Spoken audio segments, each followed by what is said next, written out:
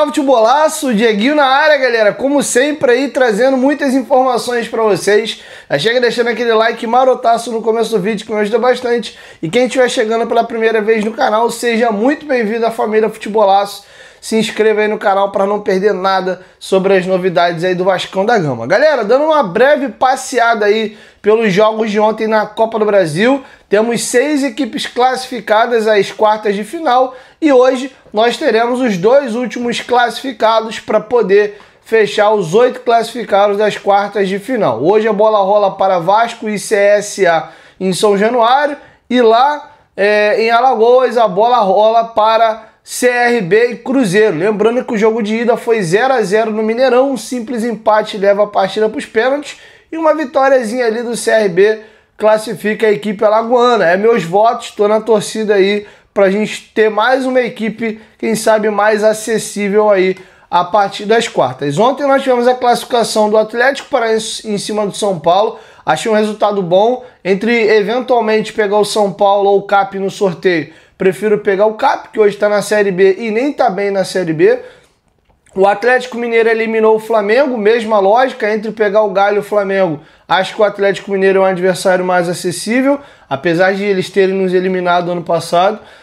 O Botafogo eliminou o Red Bull, aí eu acho que o Red Bull era um time mais acessível do que o Botafogo, passou o Botafogo. O Bahia tirou o Retrô e olha que foi 3 a 2 no jogo de ida, 0 a 0 no jogo de volta. Imaginei ali uma eliminatória tranquila e o negócio foi apertado, pelo menos no placar. Os jogos eu não assisti. O Corinthians talvez tenha sido a maior surpresa aí dessa fase. Eliminou o Palmeiras, vencendo os 2 jogos, 1 a 0 na Arena Itaquera e 2 a 0 dentro do Allianz Parque. E o Fluminense aí com uma dose de sustos ali conseguiu eliminar o Inter, venceu no Beira-Rio por 2 a 1 e empatou no Maracanã em 1 a 1, tá? Então esses são os 6 classificados, restando agora os 2 jogos de hoje. Quero te ouvir, deixa a sua opinião aqui embaixo nos comentários, o que você achou dessas equipes que avançaram para as quartas. Confesso que hoje pensar em título é maluquice, mas a gente tem que pensar, ó, na grana. A gente eliminando o CSA, que é a nossa obrigação hoje, respeitando, claro, a equipe alagoana, a gente, quem sabe, ali pode pegar um CAP, né, um confronto eventualmente ali, se o CRB passar do Cruzeiro, o próprio CRB, pô, seriam adversários melhores, mas caso a gente não pegue uma dessas equipes, eu acho que os outros adversários aqui, cara, todo mundo dá jogo. O Galo acho que é favorito contra o Vasco, mas dá jogo, o Botafogo é favorito contra o Vasco, mas eu acho que é clássico e diferente do Flamengo, que a coisa anda esquisita, com o Botafogo costuma dar jogo, a gente vence um jogo, eles vencem outro e tem ficado nessa gangorra, apesar de ver o Botafogo favorito. O Bahia também é um time que é pedra no sapato do Vasco, mas favorito contra o Vasco também, mas não é nenhum absurdo a gente eliminar o Bahia, apesar de a gente não ser favorito. O Corinthians, idem, e o Fluminense tem sido uma pedrinha no sapato da gente recente, mas também acho que é um adversário que dá jogo. Os principais clubes hoje do futebol brasileiro, Flamengo e Palmeiras, caíram fora. O Botafogo assume essa colocação que eu acho que de favorito nessa reta final com as equipes que avançaram, tá bom? Então tá feito o registro. Falando aí sobre Copa do Brasil, vamos às prováveis escalações de daqui a pouquinho. O Vasco não tem o zagueiro João Vitor, né, que foi expulso no jogo de ida contra o CSA. Então o Vasco deve levar a campo o seguinte time: Léo Jardim, Paulo Henrique, Maurício Lemos, Lucas Freitas e Lucas Piton, Hugo Moura, Tietê, Felipe Coutinho, Rayan e Nuno nas beiradas e o Verratti no comando do ataque, o David voltando ao banco de reservas. Esse é o mais provável. Já a equipe do CSA, que venceu aí na Série C, ou inclusive foi dito pelos atletas e pela direção que o foco deles é a Série C, mas mesmo assim vem ao Rio de Janeiro com o time titular. O time deles é Gabriel Félix, que não é o goleiro ex-base do Vasco, eu até cometi essa gafe no jogo anterior. Felipe Albuquerque na lateral direita, Islan e Betão na zaga com Enzo na lateral esquerda. Esse Enzo tem feito uns golzinhos aí, lateral esquerdo, tem chamado a atenção. Camacho, jogador rodado, jogou por grandes equipes do futebol brasileiro. Silas e Gustavo Nicola, né, como volante meia. E aí o Luciano Naninho, jogou muito tempo aqui no Rio de Janeiro, Nova Iguaçu, Volta Redonda. E aí no ataque o Thiago Marques e o Guilherme Cachoeira. Esse Thiago Marques aí é um centroavante com velocidade. Teve um lance que o Vasco quase acabou tomando gol. Até tava impedimento a jogada, mas complicou. E esse Islan é um zagueirinho rebatedor, cara. Ele cortou tudo no jogo lá em Salvador. Lá em Alagoas, é verdade que o Vasco abusou também das bolas aéreas, mas tá feito isso. Arbitragem, o Rafael Claus é o árbitro, assistente 1, Vitor Hugo Imazu dos Santos do Paraná, e o assistente 2, Evandro de Melo Lima. Quarto árbitro, Fábio Augusto Santos de Sá Júnior, e o VAR, Rodolfo Toschi Marques. E o AVAR é o Luciano Rogenbaum, e o AVAR 2, Michael Patrick Costa Guimarães. Essa aí é a equipe de arbitragem que vai comandar o jogo entre o Vascão da Gama. Galera, notícia ainda de ontem, o nosso novo atacante, o Andrés Gomes, está acertado com o Vasco.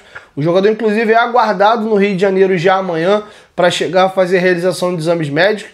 O Vasco teve concorrência do Cruzeiro, Corinthians e outras equipes, até mesmo no futebol europeu, pela contratação do jogador. Uma das equipes foi o Raio Vallecano, porém, o Vasco conseguiu costurar um acordo mais próximo do que é interessante para o Rennes. Vamos lembrar que o Rennes pagou 10 milhões de euros para comprar o jogador um ano atrás, muita grana. E aí como é que faz? Vende por 5, 3, 4, um ano e pouco depois um jogador que ainda tem 22 anos de idade? É loucura.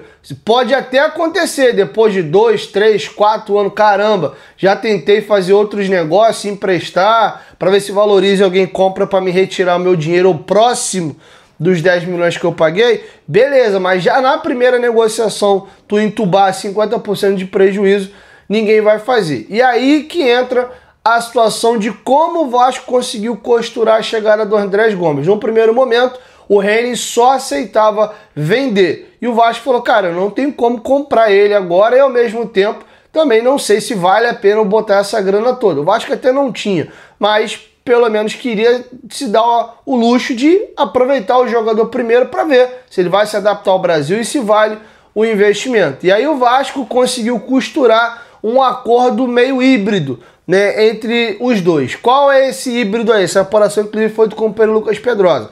O Vasco vai pagar pelo empréstimo algo próximo a 1 milhão de euros, não chega a 1 milhão de euros, mas vai pagar pelo empréstimo, ou seja, já vão morder uma graninha.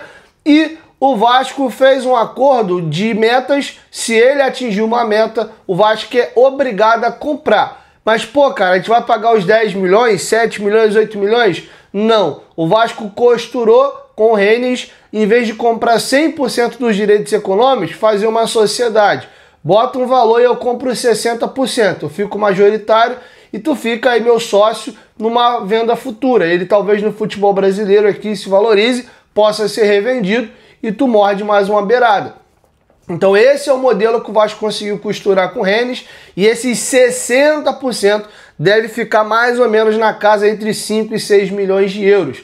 Se for 6 milhões de euros aí por 60%, o Rennes vai estar mantendo o atleta ali com o, digamos, o valor de 10 milhões de euros, né? Eles ficam com os 40% equivalente a 4 milhões de euros e o Vasco pagaria 6 milhões de euros aí pelos 60. Se o Vasco conseguir negociar um pouco abaixo disso, aí o jogador estaria sendo negociado em tese por um valor menor, porque dependendo dele estourar aqui e do volume de uma proposta que ele receba mais à frente, às vezes o que eles vão receber pelos 40% somado aos eventuais 6 milhões pode passar dos 10, tá bom? Então ele é um jogador que tem sido convocado para a seleção colombiana, tem Copa do Mundo agora no meio do ano que vem, e ele não joga com tanta frequência assim lá no futebol francês, então eles viram dentro desse modelo que o Vasco conseguiu costurar, que não era o que o Rennes queria no começo, ele só topava vender, eles falaram, beleza, então dessa maneira tem negócio. E aí o negócio foi sacramentado, tá? Segundo o companheiro Lucas Pedrosa, o Vasco conseguiu amarrar um contrato que também o protege. Dependendo de como ele for atingindo essas metas, o próprio Vasco pode entender que pode dar uma desacelerada na utilização dele para não ser obrigado a comprar, tá? Não está imposto que após esse 1 ano de empréstimo ele vai ser obrigado a comprar, e nem umas metas tão idiota baixas assim, que ele bate com muita facilidade, que já automaticamente obrigaria numa compra, tá bom? Então tá feito aí o registro. Caminhando para a reta final, tivemos novidades a respeito aí da reforma de São Januário. Inclusive ontem o nosso vereador Pedro Duarte, que convocou uma reunião para entender como é que está avançando essa questão da reforma de São Januário, juntamente com o nosso segundo vice-presidente geral, Renato Brito, explicaram um pouco algumas novidades a respeito aí da reforma de São Januário. Eu acho que já tem assinado, essa informação eu trouxe para vocês aqui semana retrasada, já com parceiros para comprar 100% do potencial construtivo, tá? Então a coisa está caminhando, o próprio vereador pediu uma reunião para poder acelerar o processo e entender quais foram as atualizações. Tudo indica que agora, nesse segundo semestre, o Vasco vai estar sacramentando definitivamente a reforma de São Januário, já para começar as obras em janeiro. Até o mês de setembro, quem fez a assinatura do contrato tem que efetivar e fazer o pagamento, e aí, tendo a venda concretizada do potencial construtivo, cria-se a empresa, que é a SPE, e a prefeitura começa a liberar aí as autorizações para dar o início às obras, tá bom? Então a coisa está caminhando, eu sei que é chato, é burocrático, vai para frente, para trás, mas a coisa tem caminhado sim, se Deus quiser. Em janeiro começa a reforma do nosso estádio. Confere aí. Hoje que foi passado, existem dois contratos, duas opções de compra assinadas, então não são só incorporadoras que falaram. Incorporadores aqui, né, é quem compra o potencial construtivo para fazer um condomínio e depois vender. Não é alguém que disse, eu tenho interesse, talvez a gente negocie, assinou de que tem interesse em comprar esse potencial construtivo. O prazo é agora no meio de setembro, que tem que essa empresa, essas duas incorporadoras podem decidir se vão ou não vão fechar um negócio. Precisam avaliar terreno, precisam fazer outras análises, mas assinaram dizendo que possuem interesse e que vão levar adiante esse negócio. Concluindo de fato esse prazo das duas vendas no meio de setembro, o Vasco já está falando com a prefeitura de todas as licenças de obras. Hoje estava aqui presente o secretário Guilherme Gileda, que é o secretário de esporte, braço direito do prefeito Eduardo Paes, e deu a ordem direta ali na reunião para todos os técnicos presentes. Tinham membros de diferentes secretarias falando, a partir do momento que o Vasco fizer o pedido, tem que ser uma prioridade absoluta para que isso não demore e todas as licenças estejam prontas. Para quê? Para que em janeiro, com o potencial construtivo vendido e todas as licenças feitas junto à prefeitura, a gente possa começar a obra. Então, em abril, em entrevista para o Joel lá no Colina em Foco, você falou sobre a intenção de vender cotas do fundo imobiliário. Eu queria saber, para de novo, novamente, o torcedor vascaíno participar dessa reforma de São Januário. Eu queria saber como isso evoluiu, se hoje, como está essa criação do fundo imobiliário. Isso está totalmente em voga. A Genial está trabalhando na constituição de 3 fundos. Um deles é esse, que é o FII, que a gente chama, né? Então, de fato, a ideia é que a gente faça uma captação via fundo para os torcedores sobre 2 vieses. O primeiro viés é ajuste do fluxo de caixa. Esse seria, talvez, o plano A, para que a gente não tenha que ir a mercado e pegar dinheiro caro. Então, ou seja, você faria uma cessão de alguns direitos de exploração do estádio para o fundo. Em troca disso, o fundo anteciparia esse dinheiro. E, além disso, sim, se a captação do fundo for muito boa, você até pode usar esse dinheiro para pagar dívidas do Vasco. Mas, obviamente, que o foco principal seria a obra do estádio.